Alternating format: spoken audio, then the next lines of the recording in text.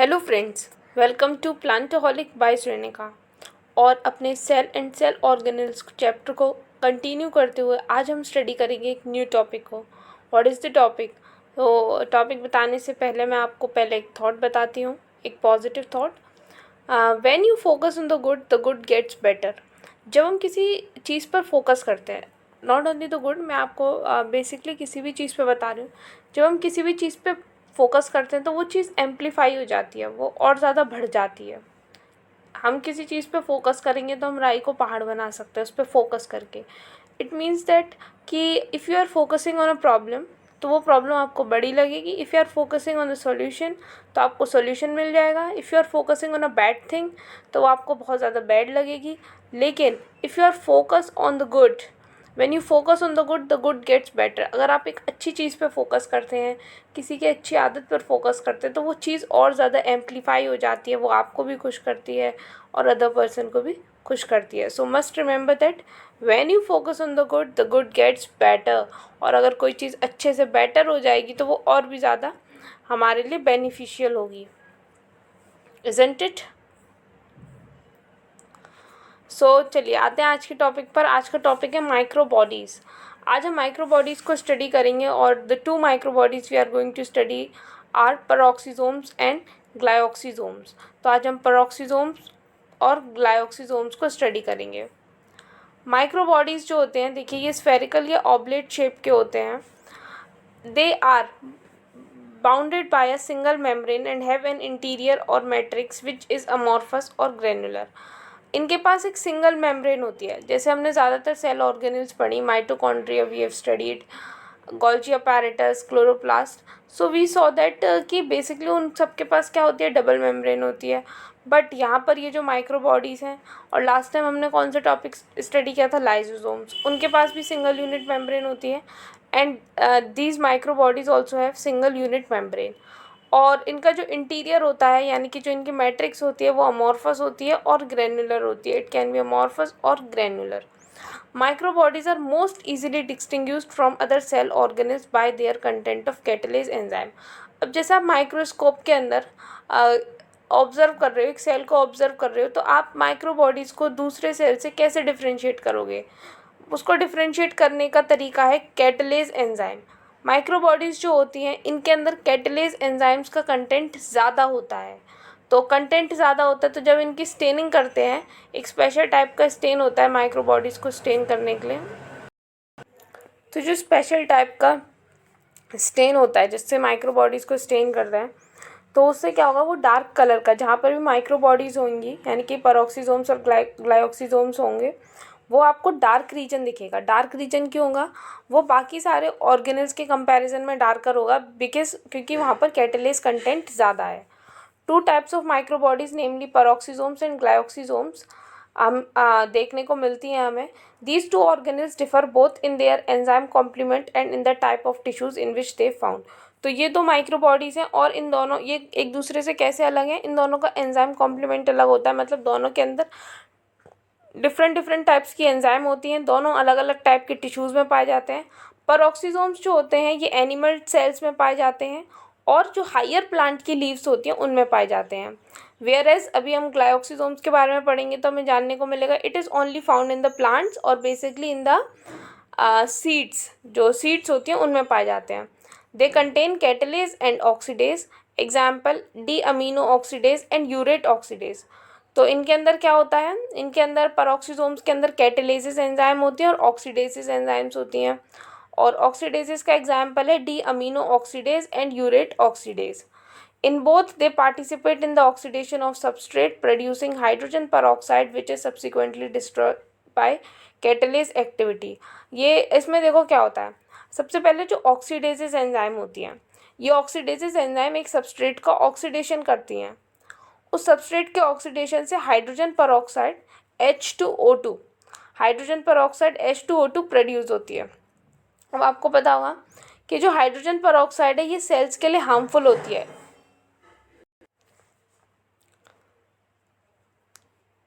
और फिर जो H2O2 जो है वो हमारे सेल्स के लिए हार्मफुल है। सो देन जो कैटालिसिस एंजाइम होती हैं, ये कैटालिसिस एंजाइम इस H2O2 को ब्रेक कर देती हैं इन H2O एंड O2। तो इसमें ये जो डायग्राम है इसमें आप देख सकते हैं कि जो सबस्ट्रेट है FAD, इसका क्या हुआ, इसका क्या होगा, ऑक्सीडेशन होगा। इसका ऑक्सीडेशन होगा तो ऑक्सीडेशन में क्या होगा, व्हाट इज़ ऑक्सीडेशन? ऑक्सीडेशन का मतलब दो चीज़ें होती हैं। पहला ऑक्सीडेशन में आता है एडिशन ऑफ ऑक्सीजन, दूसरा आता है रिमूवल ऑफ हाइड्रोजन। तो ये जो है FADH2, इसका क्या हुआ, इसका ऑक्सीडेशन हो गया और ये ऑक्सीडाइज सबस्ट्रेट में चेंज हो गया, वो है FAD। तो जब इसका क्या हुआ, ऑक्सीडेशन हुआ, तो दो हाइड्रोजन के एटम्स यानी कि H2 जो है ये फ्री हो गया और ये H2 जाकर फिर किससे मिल गया, O2 से मिल गया और क्या बन गया, H2O2। यहाँ पर क्या हुआ है, यहाँ पर भी ऑक्सीडेशन हुआ है और यहाँ पर क्या हुआ है, O2 में H2 मिल रहा है, यहाँ पर ये रिडक्शन हुआ है। तो ये जो था ये रिड्यूस सबस्ट्रेट था, ये किस में चेंज हो गया, ऑक्सीडाइज सबस्ट्रेट में, और ये ऑक्सीडाइज सबस्ट्रेट था, ये चेंज हो गया रिड्यूस सबस्ट्रेट में। और बाद में कैटालिस एंजाइम्स क्या करती हैं, कैटालिस एंजाइम्स इस H2O2 को ब्रेक कर देती हैं H2O प्लस O2 में। In plant cells, peroxisomes remain associated with the chloroplast and mitochondria and are involved in photorespiration। तो पेरोक्सीसोम्स आपको प्लांट सेल्स के अंदर किस किस के आसपास मिलेंगे, जो होता है एंडोप्लाज्मिक रेटिकुलम, उसके पास मिलेंगे, क्लोरोप्लास्ट के पास मिलेंगे, माइटोकॉन्ड्रिया के पास मिलेंगे। और ये एक फोटो रेस्पिरेशन का प्रोसेस होता है जिसको हम आगे ब्रीफ में आगे स्टडी करेंगे डिटेल में। तो ये इस फोटो रेस्पिरेशन के प्रोसेस में पेरोक्सीसोम्स इन्वॉल्व होते हैं। वेयरएज जो ग्लाइऑक्सीसोम्स होते हैं ये अकर होते हैं प्लांट सेल्स में, और स्पेशली ये किसके अंदर अबंडेंट होते हैं, किसके अंदर बहुत ज़्यादा मात्रा में पाए जाते हैं, वो है जर्मिनेटिंग सीड्स। क्योंकि जर्मिनेटिंग सीड्स फैट स्टोर करती हैं और रिजर्व फूड मटेरियल स्टोर करती हैं, तो ये जो ग्लाइऑक्सीसोम्स होते हैं ये उन स्टोर्ड फैट्स का तोड़ने का काम करते हैं, उनके ब्रेक डाउन का काम करते हैं। They contain enzymes of glyoxylate cycle, ये साइकिल भी हम आगे स्टडी करेंगे। इनके अंदर एंजाइम्स होते हैं ग्लाइऑक्सीलेट साइकिल्स की, कैटालिसिस एंड ऑक्सीडेसिस के अलावा। कैटालिसिस और ऑक्सीडेसिस भी होते हैं और एंजाइम्स होते हैं ग्लाइऑक्सीलेट साइकिल की। Glyoxysomes remain intimately associated with the lipid bodies spherosomes. तो लास्ट टाइम हमने थोड़ा सा स्फेरोसोम्स को स्टडी किया था, हमने ये स्टडी किया था कि जो स्फेरोसोम्स होते हैं they are considered as the lysosomes of plants. इनको प्लांट्स के लाइजोसोम्स की तरह कंसिडर किया जाता है। किस किस को स्टडी किया जाता है, तीन चीज़ें थी जो हमने बात की थी कि जो लाइजोसोम की तरह कंसिडर की जाती हैं, प्लांट सेल के लाइजोसोम की तरह कंसिडर की जाती हैं। वो तीन चीज़ों में से एक तो स्फेरोसोम्स थे, दूसरे थे एलुरोन ग्रेन्स और तीसरी चीज़ थी वैक्यूल। तो अब ये जो ग्लाइऑक्सीसोम्स होते हैं ये लिपिड बॉडीज़, कौन सी होते हैं लिपिड बॉडीज़, स्फेरोसोम्स, उनके साथ क्लोजली एसोसिएटेड होते हैं। और इन स्फेरोसोम्स के अंदर क्या होता है, लिपिड होता है, तो ये उनको तोड़ने का काम करते हैं। ये किस में पार्ट लेते हैं, they take part in fatty acid metabolism and gluconeogenesis. तो ये दो चीज़ों में पार्ट ले रहे हैं आपके, एक है आपका फैटी एसिड मेटाबॉलिज्म और दूसरा है ग्लूकोनियोजेनेसिस। फैटी एसिड मेटाबॉलिज्म में तो वही आएगा फैटी एसिड्स का ब्रेकडाउन जो हम पढ़ेंगे, जो कि बीटा ऑक्सीडेशन की मदद से होता है। बीटा ऑक्सीडेशन ये सब हम आगे लेक्चर में स्टडी करते जाएंगे। ग्लूकोनियोजेनेसिस का मतलब क्या होता है, formation of glucose from various non carbohydrate precursors. देखिए जैसे आपको पता है ग्लूकोज जो है वो ब्रेक होता है पायरूवेट एसिड में, पायरूवेट में ब्रेक हो जाता है। तो एक ग्लूकोज के मॉलिक्यूल से दो पायरूवेट के मॉलिक्यूल्स बनते हैं through the process of glycolysis. Glycolysis के प्रोसेस में ऐसा होता है। फिर एक लिंकर रिएक्शन होती है जिसमें ये जो टू पायरूवेट्स हैं ये टू एसिटाइल कोएंजाइम ए में चेंज हो जाते हैं। फिर वो जो टू मॉलिक्यूल्स होते हैं एसिटाइल कोएंजाइम ए के, they enters into the Krebs cycle, वो क्रेब्स साइकिल में एंटर करते हैं। क्रेब्स साइकिल को TCA साइकिल भी कहते हैं, ट्राई कार्बोक्सिलिक एसिड साइकिल, और it is also known as और क्या नाम होता है इसका, सिट्रिक एसिड साइकिल। तो उसमें ये एंटर कर जाते हैं। कौन एंटर करता है, दो एसिटाइल कोएंजाइम ए के मॉलिक्यूल, और वहाँ से फिर क्या होता है, एनर्जी का प्रोडक्शन होता है। कई सारे NADPH के मॉलिक्यूल बनते हैं, FADH के मॉलिक्यूल बनते हैं, और GTP बनता है। तो वो सब जो है फिर वो किस में चेंज हो जाते हैं, ATP में चेंज हो जाते हैं। तो इस तरीके से ATP मॉलिक्यूल्स का एनर्जी का प्रोडक्शन होता है, वी ऑल नो दैट। और आगे फर्दर हम इसको स्टडी भी करते जाएंगे। और तो अब यहाँ पर जो है एनर्जी जो है वो के लिए क्या इंपॉर्टेंट है, ग्लूकोज इंपॉर्टेंट है, क्योंकि ग्लूकोज जो है वो एट दी अल्टीमेटली किस में एंटर करेगा, TCA साइकिल और क्रेब्स साइकिल में एंटर करेगा और एनर्जी बनेगी। लेकिन अगर हमारी बॉडी में ग्लूकोज ख़त्म हो जाए, there is no glucose in the body, तब वहाँ पर क्या होता है, तो वहाँ पर सबसे पहले रोल आता है प्रोटीन्स का। जब एप्रोप्रिएट अमाउंट में बॉडी के पास क्या नहीं है, ग्लूकोज नहीं है, और जो आपको पता होगा इसके प्लांट्स के अंदर जो ग्लूकोज है वो किस फॉर्म में स्टोर होता है, स्टार्च की फॉर्म में, और एनिमल्स के अंदर वो ग्लाइकोजन की फॉर्म में स्टोर होता है। That's why glycogen is also known as animal starch, इसलिए हम ग्लाइकोजन को एनिमल स्टार्च भी बोल देते हैं। तो जब क्या होता है ड्यूरिंग फास्टिंग, जब हम फास्टिंग करते हैं तो वो जो ग्लाइकोजन का रिज़र्व होता है वो बहुत जल्दी फिनिश हो जाता है, और ग्लाइकोजन आपको पता होगा वो तो ग्लूकोज का ही पॉलीमर है, तो वो काफ़ी जल्दी फिनिश हो जाता है। तब वहाँ पर फिर सेकेंड रोल आता है प्रोटीन्स का। हमारी बॉडी के अंदर जो प्रोटीन्स हैं, जो भी हमने प्रोटीन का इंटेक किया है, उनका ब्रेकडाउन स्टार्ट होता है एंड उनसे एनर्जी मिलती है। और उसके बाद एट द एंड किसका, जब कुछ नहीं बचता तो फैटी एसिड्स जो होते हैं बॉडी के अंदर, उनका ब्रेकडाउन स्टार्ट होता है। और सबसे ज़्यादा एनर्जी अगर आपके पास ग्लूकोज है, कार्बोहाइड्रेट्स हैं, और आपके पास क्या है, प्रोटीन्स है, तो सबसे ज़्यादा एनर्जी जो है वो किससे प्रोड्यूस होती है, वो फैट्स के मेटाबॉलिज्म से प्रोड्यूस होती है। The largest amount of energy is produce by the metabolism of fats.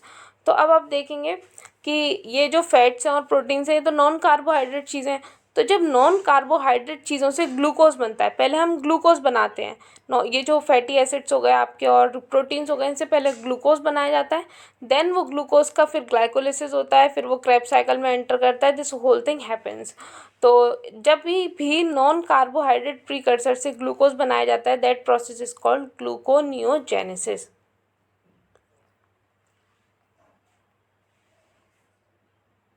ये देखिए, it is the diagram of peroxisomes. Peroxisome का डायग्राम है, इसके अंदर आप देख सकते हैं कि लिपिड की बाइलेयर मेम्ब्रेन है, और you can also see that there is a single unit membrane. ये एक सिंगल यूनिट मेम्ब्रेन, और एट दी सेंटर में यहाँ पर क्या प्रेजेंट है, क्रिस्टलॉइड कोर प्रेजेंट है। नॉट ऑलवेज प्रेजेंट, ये हमेशा प्रेजेंट नहीं होती, but there is a crystalloid core in centre. और ये क्रिस्टलॉइड कोर जो होती है, it is also present in glyoxysomes. अब ये देखिए, ये ग्लाइकोक्सिसोम का मुझे ये डायग्राम मिला, इसके अलावा मुझे ग्लाइकोक्सिसोम्स का और कोई पिक्चर नहीं मिली। ये देख सकते हैं ग्लाइकोक्सिसोम्स है सेल के अंदर, इसके अंदर कुछ एंजाइम्स वगैरह पड़ी हैं, और जो यहाँ पर लिखा है जो ग्लाइकोक्सिसोम्स होते हैं ये हाइड्रोलाइज करते हैं फैटी एसिड्स को, यानी कि फैटी एसिड के ब्रेकडाउन में पार्ट लेते हैं in the plant cell. Plant cell में पाए जाते हैं ग्लाइकोक्सिसोम्स, और वो भी स्पेशली किसमें, सीड्स में पाए जाते हैं। अब आते हैं पेरोक्सिसोम्स के अंदर। In this lecture we are discussing peroxisomes. इस लेक्चर में हम सिर्फ पेरोक्सिसोम्स को स्टडी कर रहे हैं। In the next lecture we will continue with glyoxysomes. So you can consider it as a lecture of peroxisomes only, and then the next lecture will be on glyoxysomes, because अगर मैं इन दोनों को combine कर देती हूँ तो ये बहुत ज़्यादा लॉन्ग वीडियो हो जाएगी। तो हम पेरोक्सिसोम्स को यहाँ पर रखते हैं, क्योंकि उसके अंदर भी कुछ, यहाँ पर भी हमें कुछ साइकिल्स पढ़नी है, फिर वहाँ पर भी कुछ साइकिल्स पढ़नी है, तो वो साइकिल्स कई सारी एक साथ हो जाएंगी। पेरोक्सिसोम्स तक हम अपने इस डिस्कशन को रखते हैं। तो पेरोक्सिसोम्स देखिए, ये बात मैं आपको स्टार्टिंग में बता चुकी हूँ, कई सारे एनिमल सेल्स में पाए जाते हैं और प्लांट सेल्स में पाए जाते हैं, and they are present in all photosynthetic cells of higher plants in etiolated leaf tissues. ये सारे photosynthetic cells of higher plants, और इट्यूलेटेड लीफ का मतलब क्या है, देखिए इट्यूलेटेड लीफ का मतलब होता है पार्शियली और कंप्लीट एब्सेंस ऑफ लाइट। ये जो प्लांट है इसको पार्शियल या फिर कंप्लीट लाइट की एब्सेंस में ग्रो किया है। तो देखिए आफ्टर अ लॉन्ग टाइम, मतलब थोड़े टाइम के बाद, नॉट अ लॉन्ग टाइम, थोड़े टाइम के बाद अगर आप एक प्लांट है जो कि इंडोर प्लांट नहीं है, it is a outdoor plant, और उसको आप पूरे सनलाइट के एब्सेंस में रख रहे हो, तो वो मर जाएगा, इट विल डाई। पर लेकिन डाई करने से पहले वो कुछ दिन सर्वाइव करेगा। तो वो जब कुछ दिन सर्वाइव करेगा तो वो किसके उस पर सर्वाइव करेगा, उसके अंदर जो पेरोक्सिसोम्स होंगे उन पेरोक्सिसोम्स पे वो सर्वाइव करेगा। पेरोक्सिसोम्स जो होंगे वो क्या करेंगे, ग्लूकोनियोजेनेसिस करेंगे, बीटा ऑक्सीडेशन करेंगे फैटी एसिड्स का, और इस तरीके से वो थोड़े दिन तक जो है वो सर्वाइव कर पाएगा, it will survive for some days. और किस में पाए जाते हैं ये? कोलियोप्टाइल्स में पाए जाते हैं, हाइपोकोटाइल्स में पाए जाते हैं, in tobacco, stem and callus. Functions क्या है पेरोक्सीसोम्स के? अब आते हैं फंक्शंस पर। तो सबसे पहला फंक्शन है हाइड्रोजन परऑक्साइड मेटाबॉलिज्म। मैंने आपको स्टार्टिंग में बताया था कि जो H2O2 होती है it is harmful for cells, तो इसको तोड़ना बहुत ज़रूरी है, इसको ब्रेक करना बहुत ज़रूरी है। तो कैसे इसका ब्रेक डाउन होता है? Peroxisomes are so called because they also contains one or more enzymes, D-amino acid oxidase or urate oxidase that use molecular oxygen to remove hydrogen atoms from specific organic substrates in an oxidative reaction that produces hydrogen peroxide। सबसे पहले देखिए इसमें क्या लिखा है कि जो peroxisomes हैं, इन peroxisomes का नाम peroxisomes क्यों है? देखिए क्योंकि हाइड्रोजन peroxide, ये हाइड्रोजन peroxide का मेटाबॉलिज्म करते हैं। इन दोनों वर्ड्स को अलग करिए, पर और ऑक्सीजोम्स। पर मतलब क्योंकि ये हाइड्रोजन peroxide से रिलेटेड है, और ऑक्सीजोम्स यानी कि oxidation, something is there about oxidation.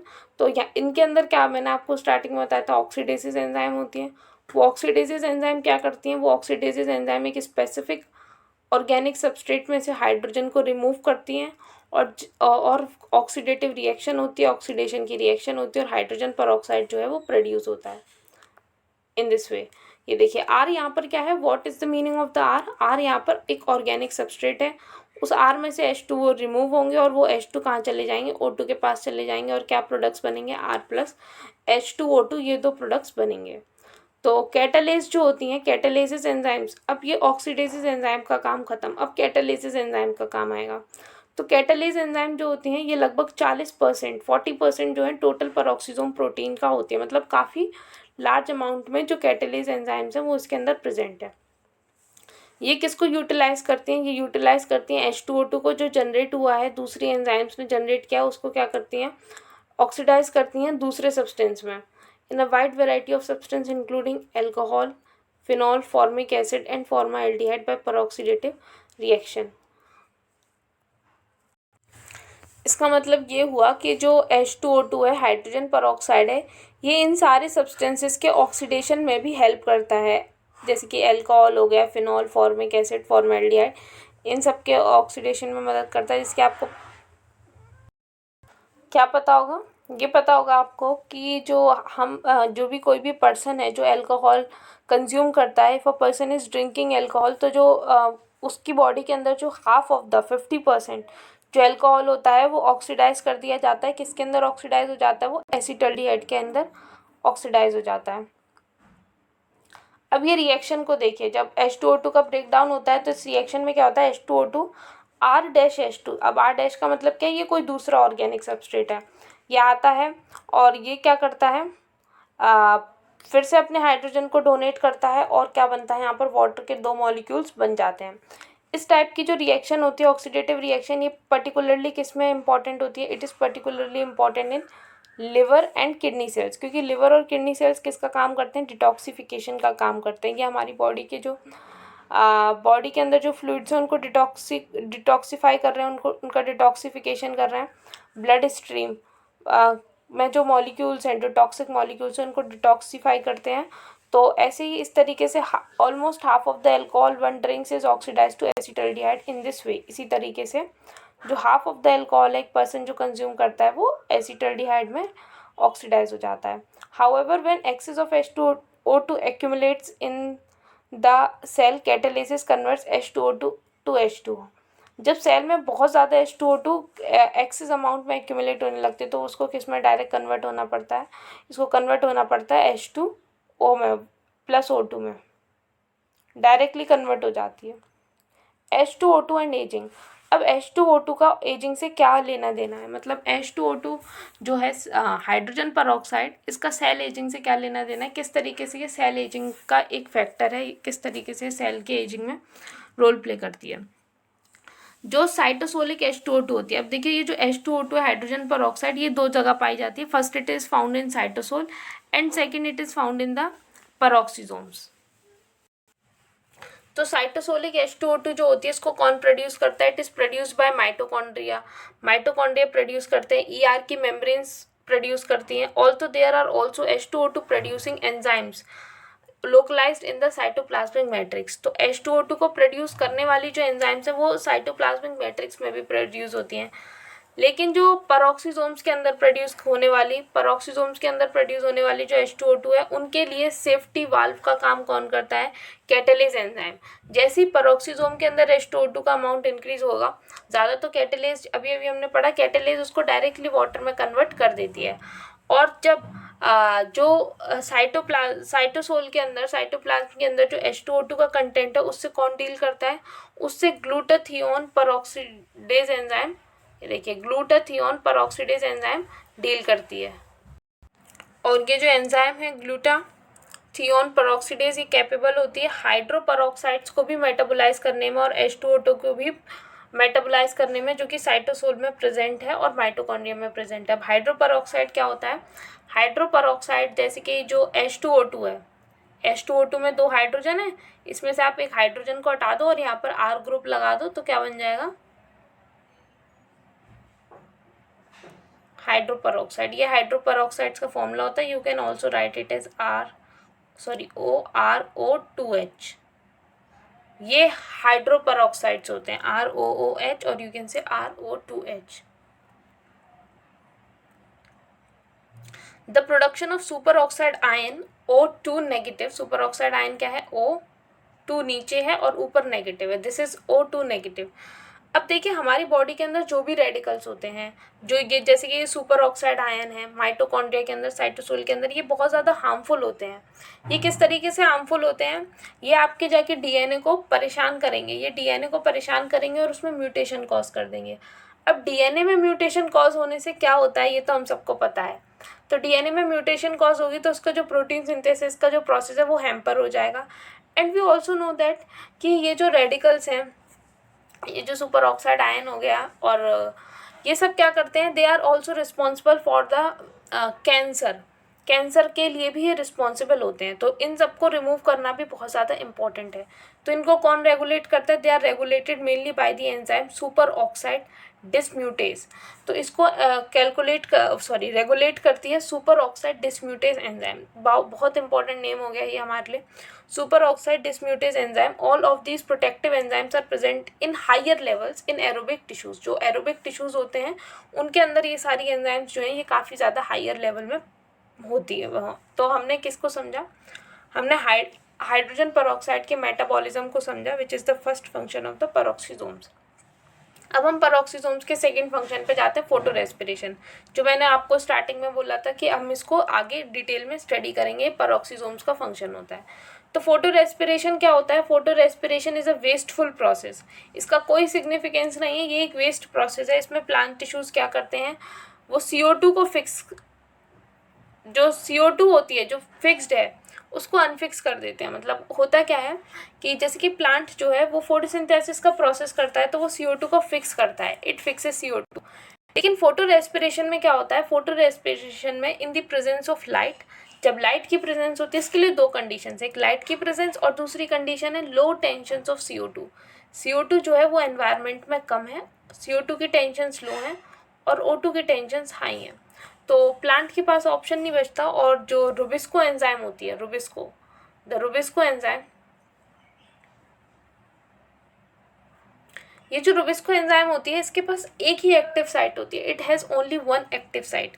तो ये एक टाइम पर या तो CO2 के साथ बाइंड कर सकते हैं या O2 के साथ बाइंड कर सकते हैं। लेकिन जब CO2 की टेंशन्स लो हैं और O2 की टेंशन्स हाई हैं, तो यानी कि इसको किसके साथ बाइंड करना पड़ेगा? O2 के साथ बाइंड करना पड़ेगा। और जब ये O2 के साथ बाइंड करती है तो ये CO2 रिलीज़ करती है। यानी कि प्लांट ने फोटोसिंथेसिस के प्रोसेस में जितनी भी CO2 क्या करी होती है, फिक्स करी होती है, वो इसमें अनफिक्स हो जाती है। उतनी ही नहीं मतलब, लेकिन थोड़ी बहुत जो है वो अनफिक्स हो जाती है। तो ये एक वेस्ट प्रोसेस है, it is a waste process, कोई इसमें कुछ अच्छी चीज़ होती नहीं है। ये पर्टिकुलर प्रॉब्लम किस में पाई जाती है? It is a particular problem in C3 plants. तो C3 प्लांट्स के अंदर ये प्रॉब्लम पाई जाती थी, इसलिए वो इवॉल्व करे और किसका जन्म हुआ? C4 प्लांट्स का जन्म हुआ। It is the process of evolution की वजह से ही ऐसा हुआ है इवोल्यूशन हुआ। C3 प्लांट्स के अंदर फोटो रेस्पिरेशन हो रहा था तो उन्हें इवोल्यूशन करना पड़ा और C4 प्लांट्स का जन्म हुआ। C4 plants are much more efficient in this regard. C4 plants के अंदर ये नहीं होता और ये किसकी वजह से होता है? लो CO2 टेंशन्स की वजह से। अब ये देखिए, ये एक फनी सा पिक्चर है जिसकी मदद से आप इस कंडीशन को समझ सकते हैं। एक तरफ है फोटो रेस्पिरेशन और एक तरफ है ऑक्सीडेशन, बीच में रुबिस्को एंजाइम। ये रुबिस्को एंजाइम किससे, अगर O2 से बाइंड करती है तो it is a waste process, इसलिए जो प्लांट है वो क्या हो गया? सैड हो गया।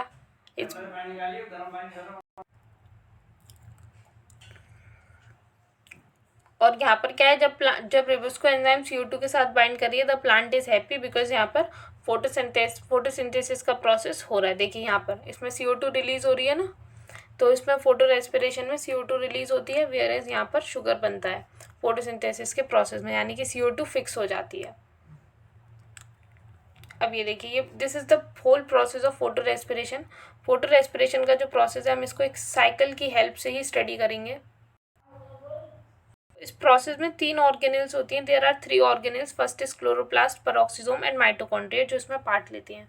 तो सबसे पहले क्या होगा, यहाँ पर जो रुबिस्को एंजाइम है वो O2 के साथ बाइंड करेगी।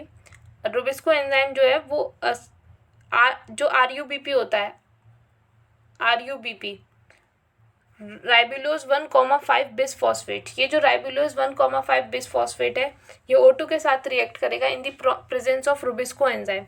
रुबिस्को एंजाइम के साथ ये रुबिस्को एंजाइम की प्रेजेंस में ये O2 के साथ जुड़ेगा और 2 प्रोडक्ट बनेंगे यहाँ पर। It is a 5 carbon compound और ये 5 कार्बन कंपाउंड है तो ये 2 प्रोडक्ट बनाएगा। एक प्रोडक्ट जो है वो 3 कार्बन कंपाउंड होगा और एक प्रोडक्ट जो है वो 2 कार्बन कंपाउंड होगा।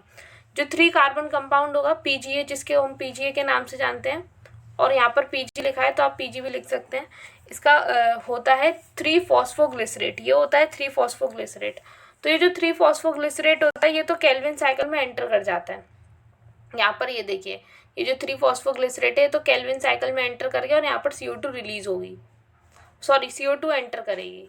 केल्विन साइकिल में ये PGA चला गया और CO2 यहाँ पर एंटर करेगी और केल्विन साइकिल चलती रहेगी। लेकिन जो दूसरा प्रोडक्ट है, जो 2 कार्बन कंपाउंड, जो सेकंड प्रोडक्ट है फॉस्फोग्लाइकोलेट, ये जो फॉस्फोग्लाइकोलेट का कंपाउंड है ये आपका फोटो रेस्पिरेशन के प्रोसेस में एंटर कर जाता है। तो फोटो रेस्पिरेशन जो प्रोसेस है इसका जो पहला स्टेबल कंपाउंड है, that first stable compound is a 2 carbon compound, so that's why it is also known as C2 cycle. इसको C2 साइकिल भी कहते हैं और इसको ग्लाइकोलेट साइकिल भी कहते हैं। It is also known as glycolate cycle. तो ये जो फॉस्फोग्लाइकोलेट है इसमें से एक जो फॉस्फोरस है, जो इनऑर्गेनिक फॉस्फोरस है, वो यहाँ से निकल जाएगा और ये ग्लाइकोलेट में कन्वर्ट होगा और वो ग्लाइकोलेट पेरोक्सिसोम्स में आएगा।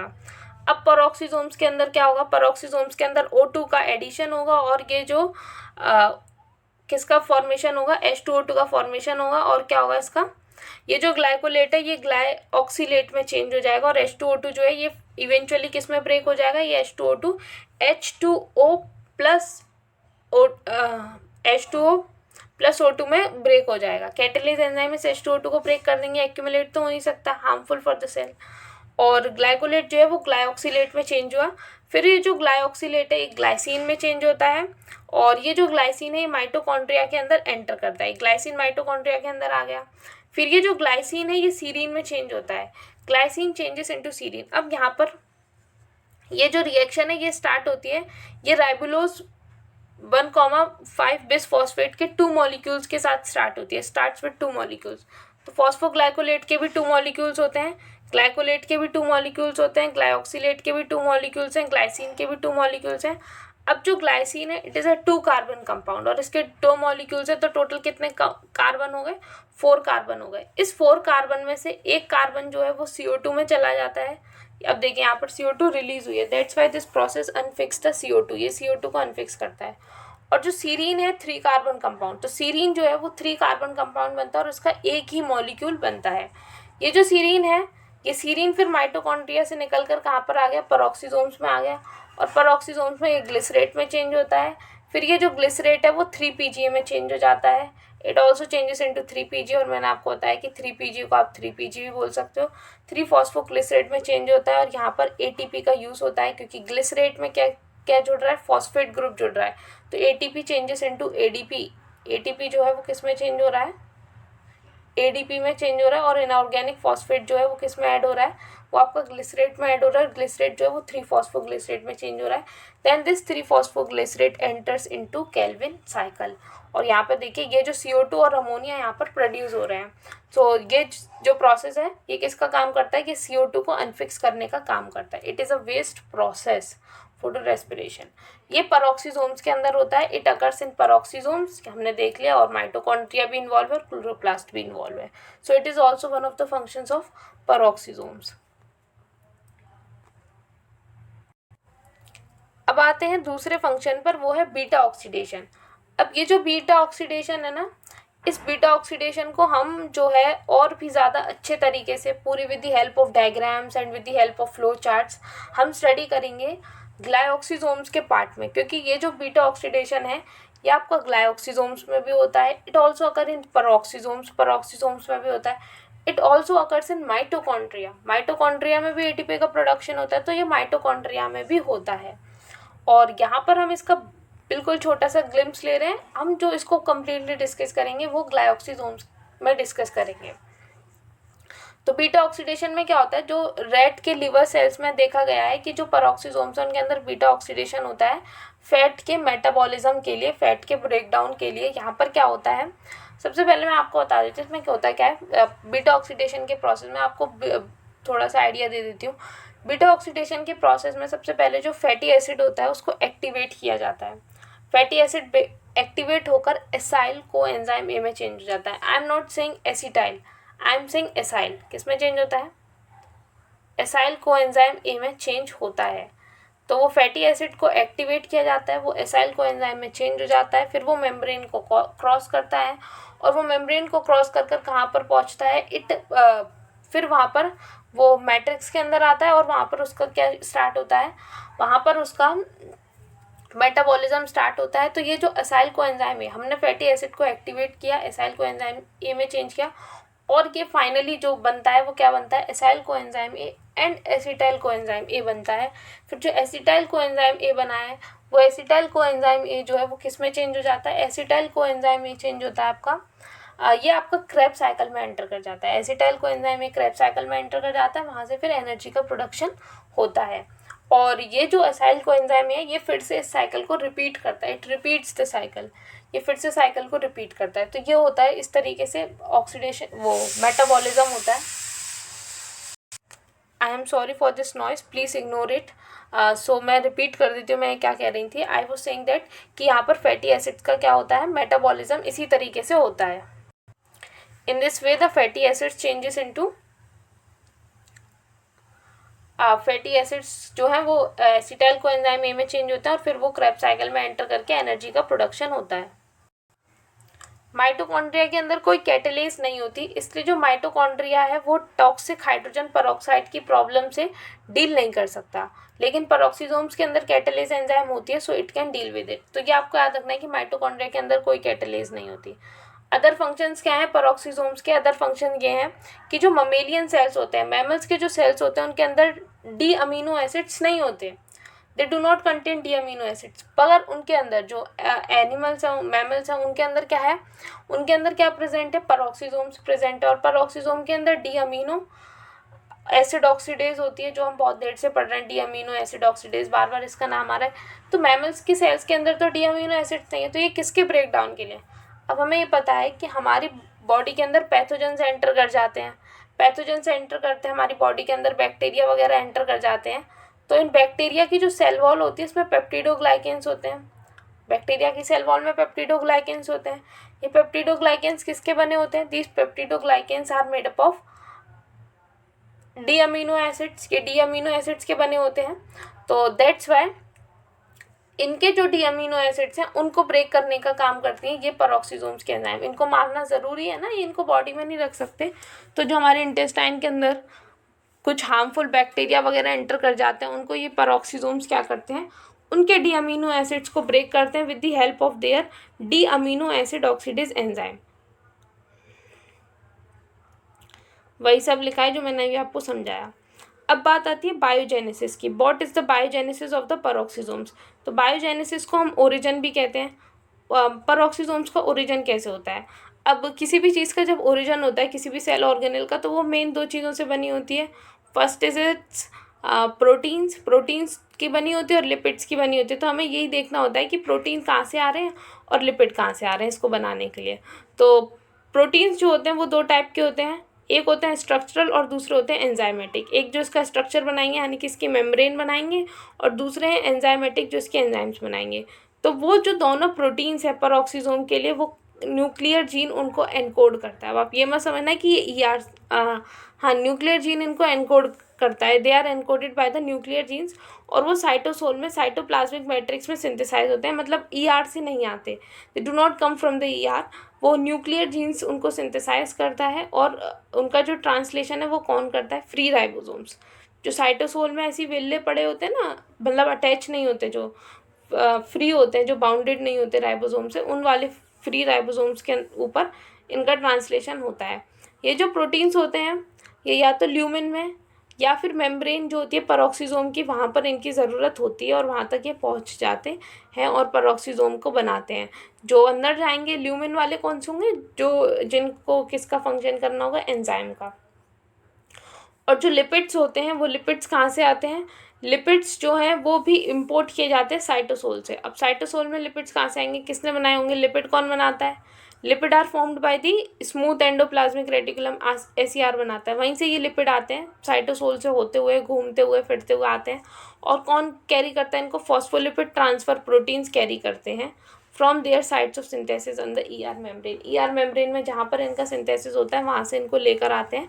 कौन लेकर आते हैं, फॉस्फोलिपिड ट्रांसफर प्रोटीन्स लेकर आते हैं। कहाँ पर लेकर आते हैं, जहाँ पर पेरोक्सिसोम बन रहा होता है वहाँ पर लेकर आते हैं। सो इन दिस वे बायोजेनेसिस होता है पेरोक्सिसोम्स का। तो यहीं पर हमारा जो डिस्कशन है पेरोक्सिसोम्स का, इसको हम फिनिश कर रहे हैं। आगे हम ग्लाइकोक्सिसोम्स को डिस्कस करेंगे। इस वीडियो के दौरान कुछ आपको साउंड्स सुनाई देंगे पीछे, उन साउंड्स को प्लीज़ प्लीज़ प्लीज़ इग्नोर करिएगा, प्लीज़।